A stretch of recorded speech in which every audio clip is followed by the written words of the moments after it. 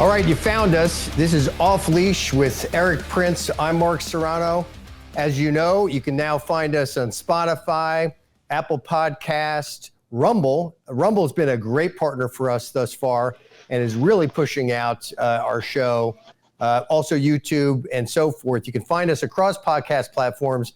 This is the place you want to be to learn what's happening in the world right now and the United States national interest that's involved, because we're talking to the foremost expert on most of these issues, my colleague and co-host, Erik Prince. Erik, thanks for joining us from a location unknown. Mark, thanks for being here. Yeah. So look, this is a really, really important discussion we're about to have. So focus in, everybody. Erik has just come from Israel. And naturally, Erik, you know, you've got vast experience. You've been in war zones. You've been in some of the greatest conflicts in American history. Through your eyes, we want to learn what took place, why, what's happening on the ground now. I know that you've got a lot to share. And look, you texted me the other day for you to say, you know, that you can't unsee tragedies beyond the wildest imagination was very, very significant to me because of your expertise and background. So start from the beginning with your visit there to Israel for us. Got in there late last week, and of course we're greeted by rockets, and it's really it's an amazing vibe you see in the streets, because people will be at restaurants, and then you'll hear the sirens going off, and people have the apps on their phone, and it tells them where the rockets are landing and where to watch out for, and most of them are quite blasé to it, and they keep doing it until the alarm goes off for their area, and then everybody very slowly and calmly gets up, walks to the bathrooms of the restaurant. Everybody huddles in, cracks a few jokes. People take their dogs with them, and then they walk back out a few minutes later. But it's presumed that those are rocket attacks, right, Erik? Those are presumed to be rocket attacks? There are rocket attacks. We could hear the booms. We could hear the intercepts. We could actually hear rockets from Iron Dome being fired to intercept. And we could actually hear some of the grounded packs for the ones that hit empty fields. So it's very real, and what an amazing system that is. But it's almost too good. Of course, you want it to be tell us which part of the country you were in at that time? That was right in Tel Aviv. Okay. But the thing is, imagine if San Diego were taking rocket fire consistently from Tijuana. What do you think the U.S. government would do? Would we build a system that would catch 90% of the rockets? Or would you go and clean out the nest of people that were firing rockets at you? Mm-hmm. So this idea, people demanding a ceasefire and all the rest, look, when I say you can't unsee, I saw some of the video, the 37 minutes of video that the IDF has collected from GoPro videos of these Hamas psychopaths. And I watched it on the way in the car as we're going down to the southern part to try to see and learn and see how things can be improved and help out. Seeing the after effects of a baby, a little infant, put into an oven while the mother watches, held at gunpoint, and they cook the baby and proceed to rape the mother and execute the father. Animals don't do that. To say those are animals do that, no, animals don't do that to other animals or to people or anyone. That is just, it is not, it is pure, unadulterated evil. Animals are predatory for survival purposes, right? This was correct. Barbaric. So what happened was 4,000 Hamas breached the fence, the Gaza fence, the east side and the north side, in 30 different places. They had managed to kept testing the assumptions and building rhythms, and they even left a bulldozer up near the fence, and they left it overnight I think they faked a breakdown of the bulldozer. Again, 30 breach points. They rolled through on motorbikes, vehicles, and so that fence was not being guarded. It was being guarded. The fence was it was a very expensive, multi-billion dollar, all kinds of sensors with remote weapon stations, remote control fire, and all the rest. And it's very dangerous to assume your technology is going to save you. The more you try to secure a border solely with technology and physical barriers, someone's going to find a way to breach it. And that's exactly what Hamas did. They used many of the lessons that are happening in a Russia-Ukraine war, or that ISIS used even in Syria, using a drone to drop a grenade on those various weapon stations, which cleared it off. They knew where the border posts were, manned by Israeli conscripts, most of them females. They knew exactly where they were and how to hit them. And they hit them very, very quickly. The really sad thing. So with 30 thing, breach points, how did they exploit those to achieve the murderous rampage that they did? They flooded the zone very, very quickly. And the shocking, sad thing is that the head of the Shabak, which is the Internal Security Service of Israel, went to his office at 1:30 in the morning, about 5 hours before the attack, because of apparently signals intelligence, just noise in the system that didn't make sense. And he came and evaluated it. I understand he talked to the chief of staff of the armed forces, and they didn't really do anything. They didn't call a general mobilization. They didn't call the troops to wake up. I mean, it was a holiday weekend. It was like Christmas or 4th of July, or one of the kind of the sacrosanct holidays in America, and they didn't do anything. Now, the head of the Shabak happened to be the 50-year anniversary of the Yom Kippur War. So exactly, it wasn't regular. And again, it's sobering that the Islamic terrorists really take these dates and these anniversaries very seriously. I mean, September 11 was chosen because it was the anniversary of breaking the siege of really the last crusade that the Ottoman Empire did when they encircled Vienna. I think it was 1683. Again, a great story. Look it up sometime. But they chose September 11 because it was that anniversary. They chose this because it was a 50-year anniversary of the Yom Kippur War, and Hamas had their way. So the Shabak had sent 2 security teams south. One of them, thank God, blocked a traffic circle coming north out of the Gaza Strip. And there's a fairly major city of 400,000 people called Ashkelon, just north of the Gaza Strip. And this 10-man security team killed over 200 jihadis. And they fought literally to the last man. 9 out of those 10 guys were killed, but they held. And by doing that, by holding off 200 plus jihadis and preventing them from going into a town of 400,000, I bet you they saved thousands more. But that's very significant because their target was north. Yes. Whereas most of the penetration took place along the fence on the south side of Gaza, correct? And they went after small, relatively harmless, small concentrations of these kibbutzes. But getting into a town, into apartment buildings, et cetera, of a city of 400,000 people, they would have really wreaked havoc.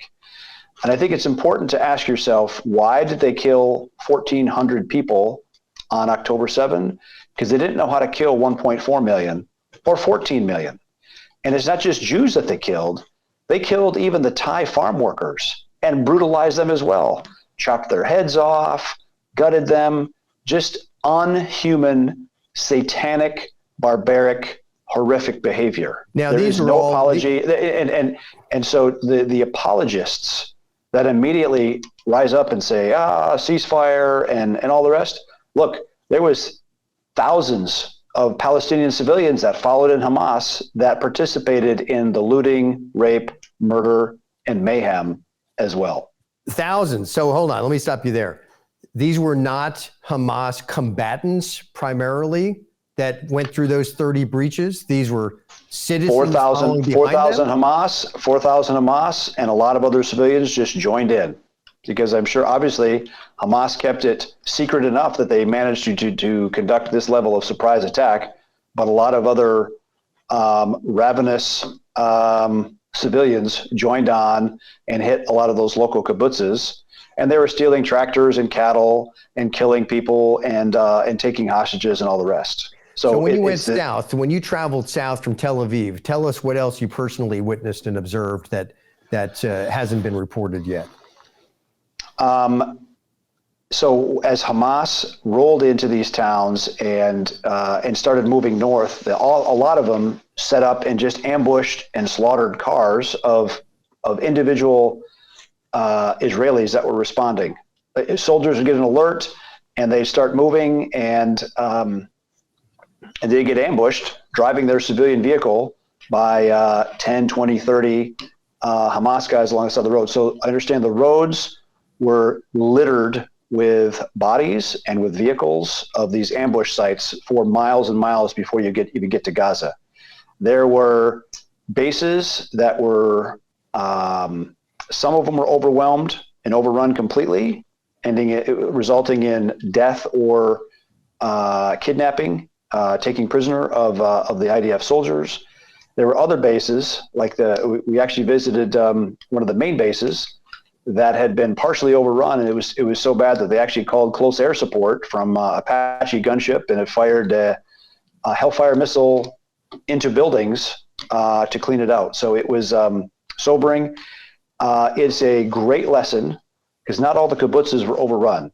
The few that had diligent home guards, that had people that immediately could turn to, that could get to their weapons and put on any kind of a coordinated defense, that they could stop the momentum of the terrorists, they lived, they survived. It was only the towns, the villages, the moshavs where they could overwhelm and they dominated. That's where the real slaughter took place. So it is a fierce reminder of why the Second Amendment, why the founding fathers of America were so damn smart that they said, people need to have the means and the right to defend themselves. And that's still going to be a debate inside Israel, because they still don't really embrace a Second Amendment society. They've increased the arming of anybody that's in a reserve status now.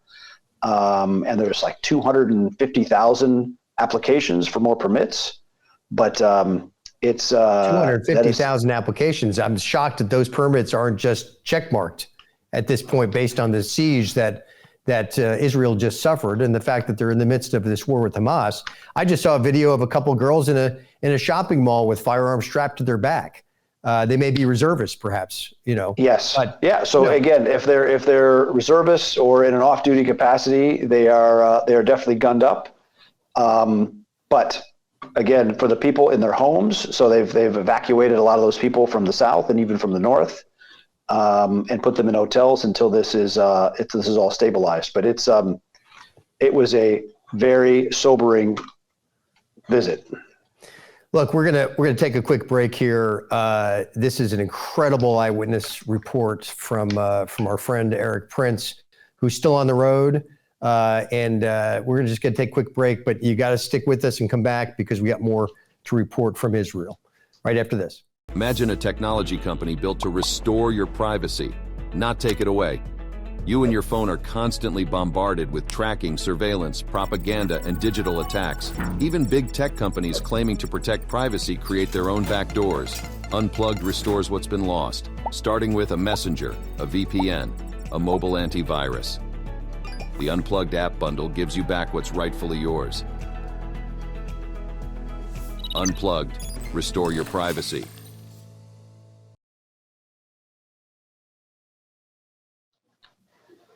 All right, we're back. We're off leash with Erik Prince. Erik, of course, coming into us from the road over the UP Messenger on the Unplugged phone, which you can see is operating fantastic. If you want to pre-order yours, you got to go to unplugged.com/off-leash. and get your UP phone from unplugged.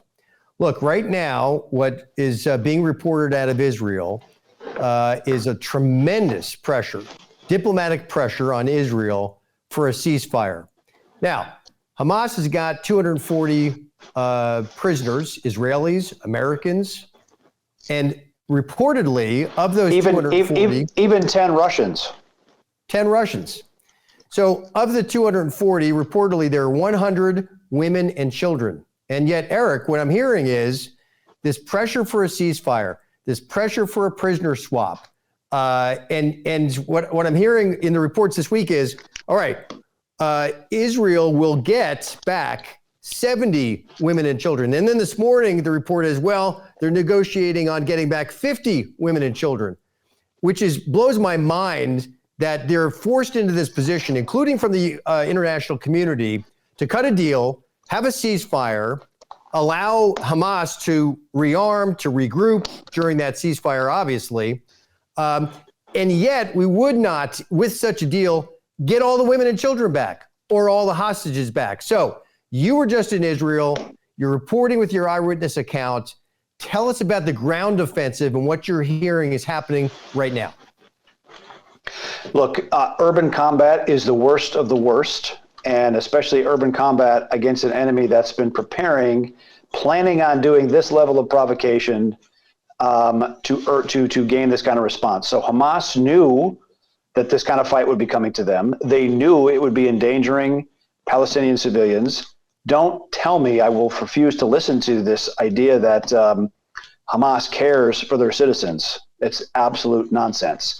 No, the Israelis, the IDF care more for Palestinians in Gaza than Hamas does. That's clear based on their actions. Sure, and you see it now. The Shifa Hospital is a big hospital in the northwest side of Gaza City, and the Israelis are pressing on taking it. And sure, as they go, they find weapons factories in schools or under mosques, command bunkers. When they finally clear out the nest that is Shifa Hospital and all those facilities underground, I'm sure there'll be multiple videos showing the kind of capacity that they had, that Hamas puts directly under hospitals, which under the rules of war makes them legitimate military targets. And that's why while you've got doctors who are trying to evacuate babies from the NICU under sniper fire from Hamas. Yeah, it's the whole thing is just beyond disgusting. So it's a hard go. Israel has taken some casualties. However careful you are, it is still extremely rough going when the enemy has not just a 360 threat that they can throw at you, but I would say 720, because it also comes from underneath and it's certainly overhead. They have 300 and some miles of tunnels underneath all of Gaza, infiltration tunnels that come into Israel, tunnels that move north and south, and in and amongst the urban areas. Is the idea when Hamas progress in eliminating some of the tunnels?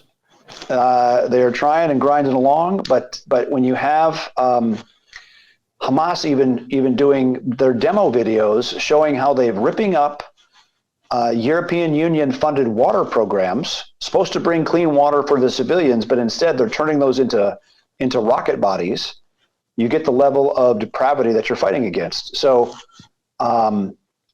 the next thing, all right, so first you have to do Gaza City, and then Khan Yunis is the next big city in the south, and then Rafah, right against the Egyptian border.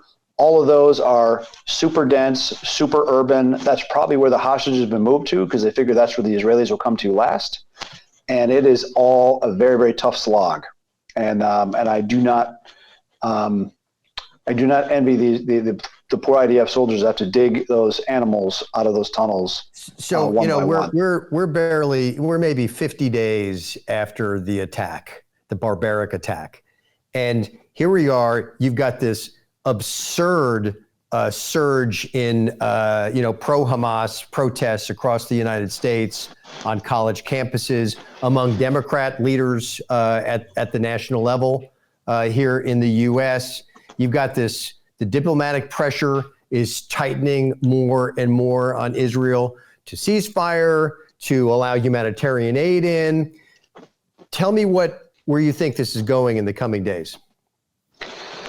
Look, it's amazing to me. You have the malign effect of social media, TikTok, all the rest that is putting lies into people's heads about what caused this, and what the proper acceptable action is. Can you imagine if people were calling for a ceasefire after the World Trade Centers dropped? I can't even imagine what a New Yorker's response would have been. And yet, you have a lot of people there. Maybe we've allowed too many of the wrong people into America. You have, I think there's 0.2% of the world's population are Jewish. 25% of the world's population are Muslim. The propaganda being pushed to the Islamic community is exceedingly dangerous, and it will cause major societal changes, and it's going to, you talk about yellow journalism that started World War I. Yeah, it's social media manipulation like this is going to cause much greater conflagrations. It is exceedingly dangerous. When you push nonsense into an already really poorly educated, clueless American teenagers and 20-somethings, you have the recipe for absolute disaster.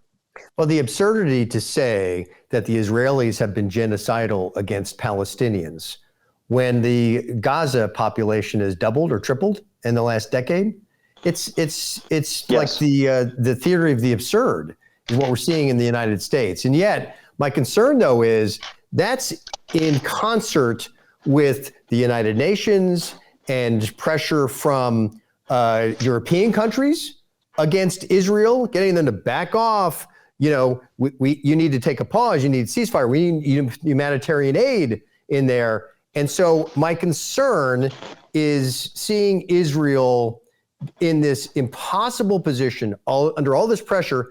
But more importantly, what do they give a damn about? They care about 240 hostages and the conflict they're going to be put into to get even some of those hostages back and not all of them. And the soldiers' lives are risk to try to save those hostages properly. Another thing, an associate of mine confirmed to me this week that thousands of Iranian military-age males are flying to Venezuela, picking up Venezuelan documents, and making their way to the United States as refugees, and concentrating in LA and New York and Washington and Miami. With the likelihood that if some greater conflict emerges with Iran, that those surrogates will respond violently inside the United States. As awful as that would be, I think people would finally wake up to the danger that unrestricted chain migration, basically what the Democrat Party has unleashed on America, cannot and will not continue. Chain migration without assimilation. That's the policy, and it has been for decades. And it's absurd because we have these pro-Hamas enclaves within the United States, plus this flood of illegal immigrants that are coming across. And, what's ridiculous is you saw just this week in the news, the media had their talking points about, Donald Trump sounds like Hitler. Donald Trump is going to set up detainment camps across the United States for dealing with the immigration crisis. And yet, the same media is welcoming people across the border, giving them a phone, giving them a pass, and having to show up in court. And now you're reporting to us that includes able-bodied men from Middle Eastern countries coming across our southern border. Not just from Middle East, from Iran. From Iran. Extraordinary. Yep. So extraordinary. And yet, Joe Biden has just authorized another $10 billion, a waiver on $10 billion to Iran, or he's considering it right now. And imagine, I think there was 36 U.S. troops injured from Iranian drone, missile, and cruise missile attacks on U.S. facilities in Iraq and Syria within like 72 hours, within the last 3 weeks.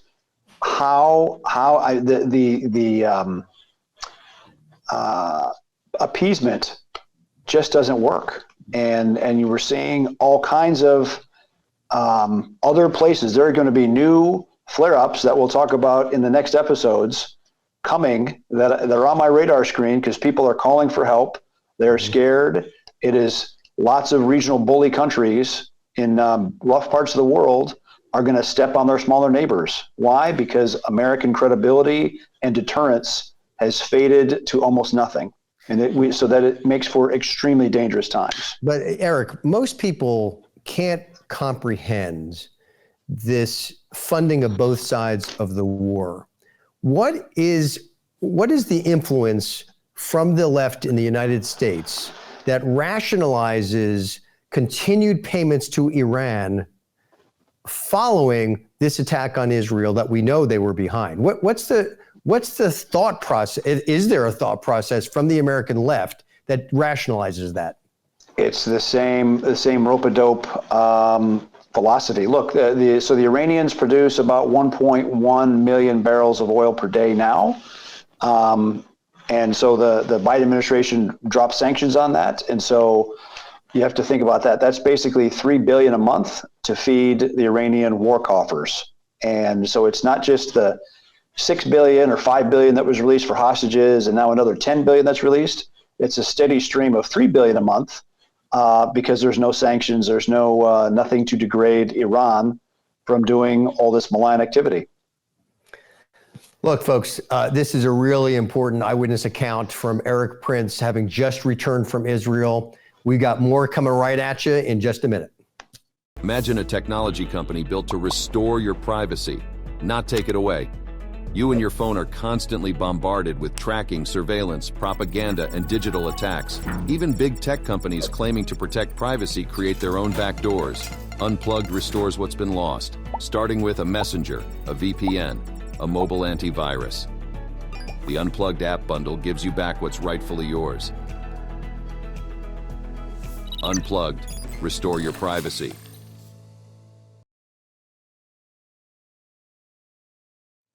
We're back with Off Leash with Erik Prince.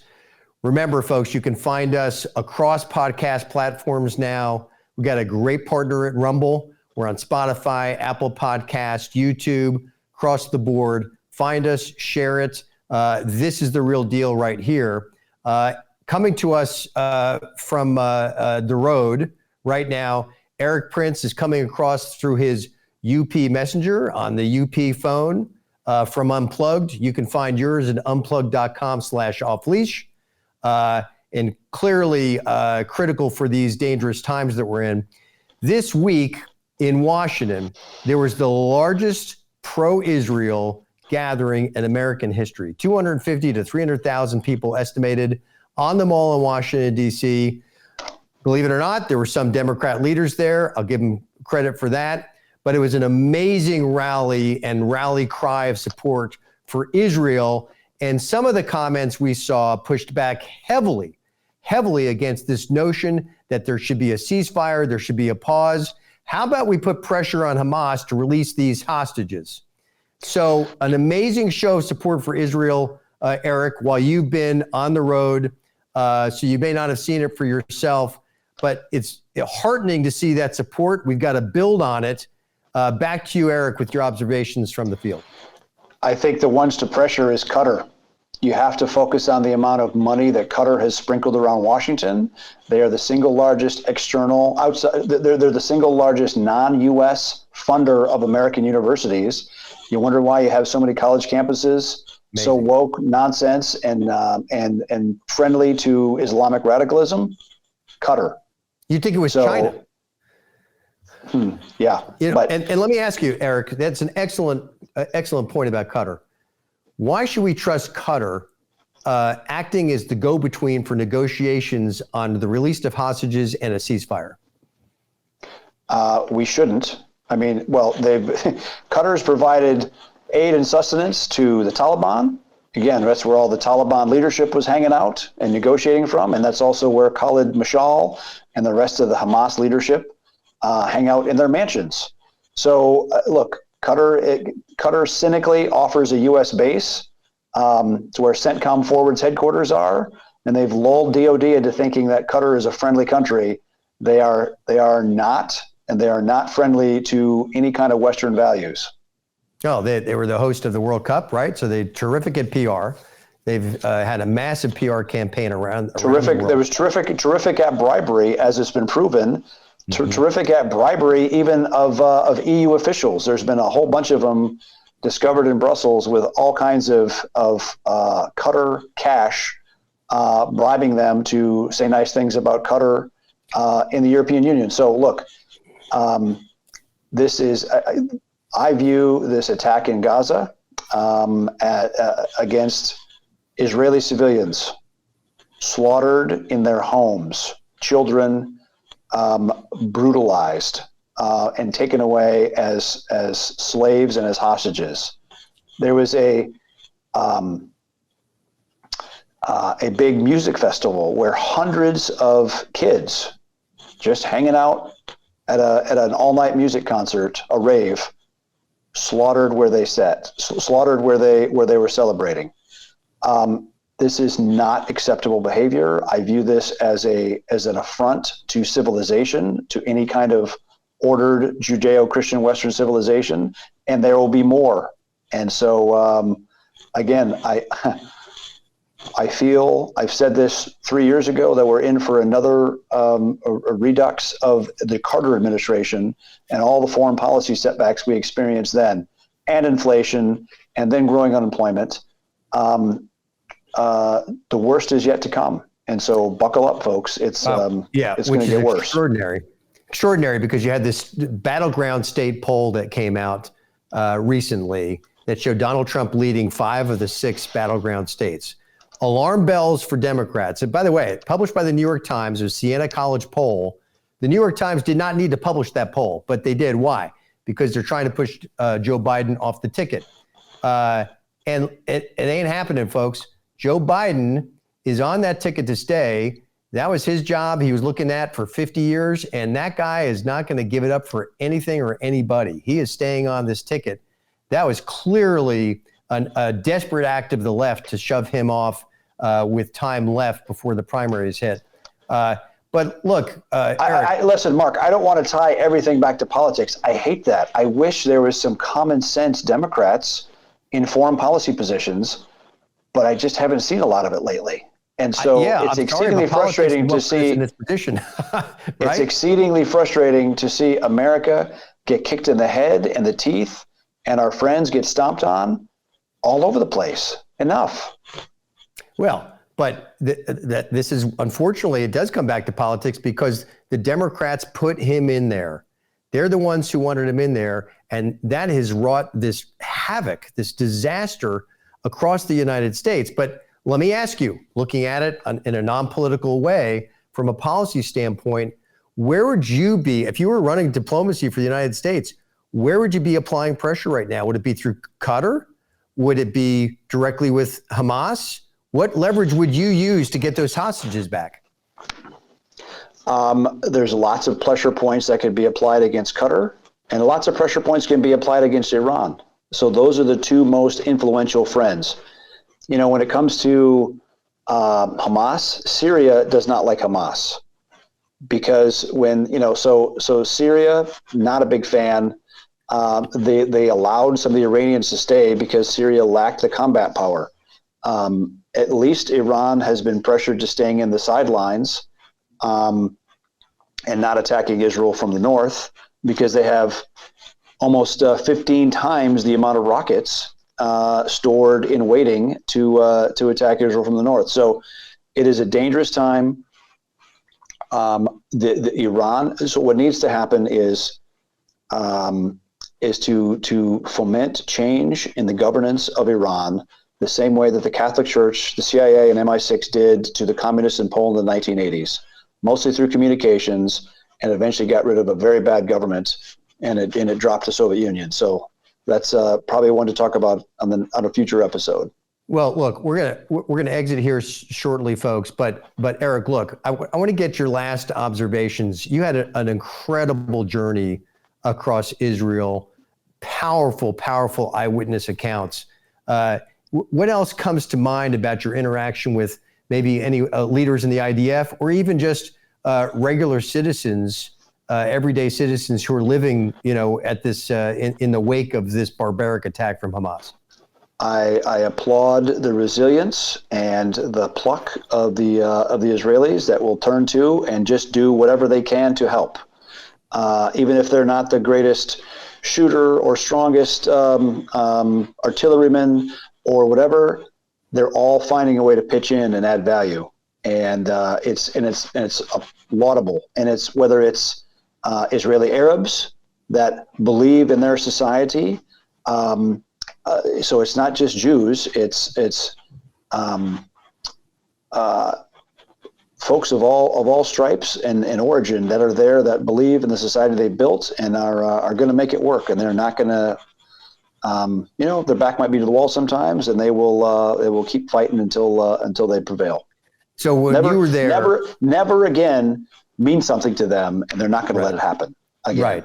And so you were there, you saw it for yourself as an eyewitness. Do you sense a certain unity across Israel right now that maybe didn't exist before October 7th? Yeah, they've had a lot of political problems over judicial reforms and the ultra-Orthodox and the role of society. Those things are going to have to be solved, and I think it's going to make people come down off their high horses and negotiate and figure out how to go forward. Because if they don't hang together, they're going to hang alone. And that's an awful outcome. And just this week, Netanyahu was pressed on his comments about Israel staying in Gaza as long as it takes to eliminate the threat of Hamas. Naturally, there's panic and an alarm from the leftist media over that comment. What else would be the alternative? I mean, that's reality now after Hamas made this choice, is it not? Yeah, I don't know how they reform a society in the Gaza Strip post this clean out, but the most important thing for now is to kill every Hamas terrorist and their enablers and be done. Extraordinary. Exit question here, Erik. This isn't just about Israel. It's about Western civilization. Absolutely. And Iran's role in that region. So it's as critical as eliminating the threat from Hamas in Gaza. The threat really does reach across the region. What do you see happening in the coming days in terms of pressure from Iran to draw this into a much bigger regional effort? I would say the Muslim Brotherhood and their media enablers at Al Jazeera want this to all be a fight between Islam and Jews and Islam against Christians. That's what they want. That's the fight they want. So the faster this can be done and cleaned up. Look, the Muslim Brotherhood is the enemy of even the moderate, call it modern Arab Muslim states, the UAE, Saudi Arabia, Bahrain, Kuwait. The Muslim Brotherhood wants to rule it in an absolute dictatorial fashion, and that's the danger, and that's why you don't see those other countries coming off the top rope bashing Israel now, because they know Hamas is no friend to any of those countries, to any kind of moderate Islam. Well, again, Erik, I'll tell you what, seeing your message to me saying that you can't unsee the atrocities that you witnessed and observed in the aftermath of the attack by Hamas, just really, really startling to me. Extraordinary what you were able to observe for yourself, and the tragedy just must be just unfathomable. Look, it's awful, and nobody wants that for their people, for their country, for anyone, period. Friend or foe, no one should ever be treated like that. And so I maximum sympathies and condolences to the innocent people that lost their lives that day, to the soldiers that have to clean up the mess, and to the civilians that get hurt while the Hamas maniacs are hunted down and killed. And so it's a bad situation all around, made to happen because Hamas decided on October 7 to go kill as many Israeli civilians as they could, thinking that was a good idea and going to advance their cause. Well, look, the viewers here on Off Leash are early adopters of Off Leash with Erik Prince. They are that much more wiser and informed thanks to your point of view from the field, from your extraordinary trip to Israel, and joining us today. Thanks to the UP messenger on the unplugged phone. Look, never before has there been such a great threat to our liberties, and Unplugged is addressing that one small way. But we're also addressing that through this program. We're delighted you joined us. Make sure you let everyone know. Spotify, the podcast, Apple Podcast, YouTube, and our important partner at Rumble. Make sure you spread the news for more of Off Leash with Erik Prince. Until next time, thanks for watching.